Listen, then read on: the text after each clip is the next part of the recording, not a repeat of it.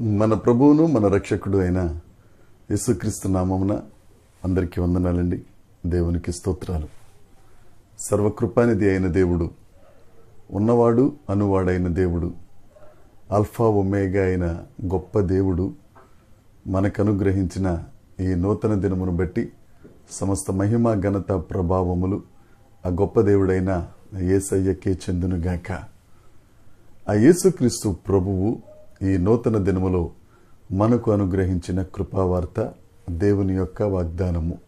కీర్తనల గ్రంథము 2వ కీర్తన 12వ వచనము.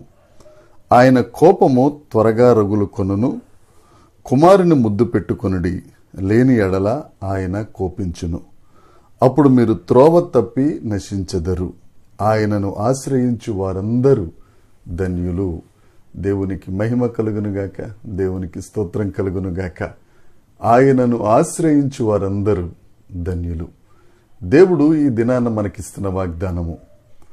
ఆయనను ఆశ్రయిస్తే మనము ధన్యత అంటే బ్లెస్డ్. ఇంతవరకు ఏదైనా కష్టం వచ్చినా, ఏదైనా ఇబ్బంది వచ్చినా, ఏమైనా సమస్య వచ్చినా ఎవరెవరిని ఆశ్రయించావో, ఏ వస్తువుని ఆశ్రయించావో, లేకపోతే ఏ సహవాసాన్ని ఆశ్రయించావో, నా ప్రియ సహోదరి సహోదరుడా, ఈ దినాన్న దేవుడు మీతోనే మాట్లాడుతున్నాడు. ఆయనను ఆశ్రయించు వారందరూ ధన్యులు. ధన్యులు, బ్లెస్డ్ అనంటే హీబ్రూలో ఆషేర్ అంటే బహుగా ఆనందించువారు. ఎవరైతే దేవుణ్ణి నమ్ముకుంటారో, ఎవరైతే దేవుని మీద ఆనుకుంటారో, ఎవరైతే దేవుణ్ణి ఆశ్రయిస్తారో వారు బహుగా ఆశీర్వదిస్తారు. వారు బహు నెమ్మది కలిగి ఉంటారు.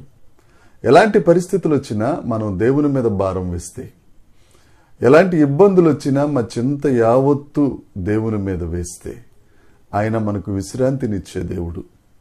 ఆశ్రయించిన వారిని దరి చేర్చుకుని, హక్కున చేర్చుకుని, వారికి ఉన్న ప్రతి ఇబ్బంది నుంచి విడిపించి వారు బహుగా సంతోషించేటట్లు చేసే ఏకైక దేవుడు యేసుక్రీస్తు ప్రభు ఒక్కరే. దేవునికి స్తోత్రం.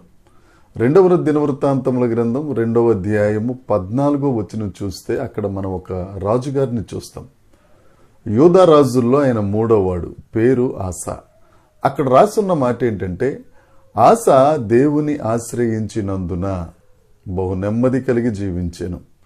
ఆ రాజుగారు దేవుణ్ణి నమ్ముకుని జీవించటం వలన ఆయన జీవితంలో నెమ్మదే కాదు, రాజుగారు నెమ్మదిగా ఉంటే దేశం కూడా నెమ్మదిగా ఉంటుంది. ప్రజలందరూ సుభిక్షంగా ఉంటారు. నా ప్రియ సహోదరి సహోదరుడా, నువ్వు దేవుణ్ణి ఆశ్రయిస్తే నువ్వు నెమ్మదిగా ఉండడమే కాదు, నీ కుటుంబం యావత్తు నెమ్మదిగా ఉంటుంది, సంఘం నెమ్మదిగా ఉంటుంది, సమాజం నెమ్మదిగా ఉంటుంది. ఒక్కసారి ఆలోచిద్దాం. ఎంతవరకు దేన్ని ఆశ్రయించావో పక్కన పెట్టు. ఈ దినము నుండి యేసయ్యను ఆశ్రయిద్దాం. యేసయ్యను ఆశ్రయించు వారందరూ ధన్యులు. యేసయ్యను ఆశ్రయించు వారందరూ బహుగా సంతోషిస్తారు. యేసయ్యను ఆశ్రయించు వారందరూ నెమ్మది కలిగి ఉంటారు. ఈ నెమ్మది, ఈ సంతోషం, ఈ ధన్యత కావాలంటే నిశ్చయంగా దేవుడిని ఆశ్రయిద్దాం. దేవుడి మాటలు దీవించునుగాక. దేవుని కృప మనందరికీ తోడై ఉండునుగాక. ఆమేన్, ఆమేన్, ఆమేన్.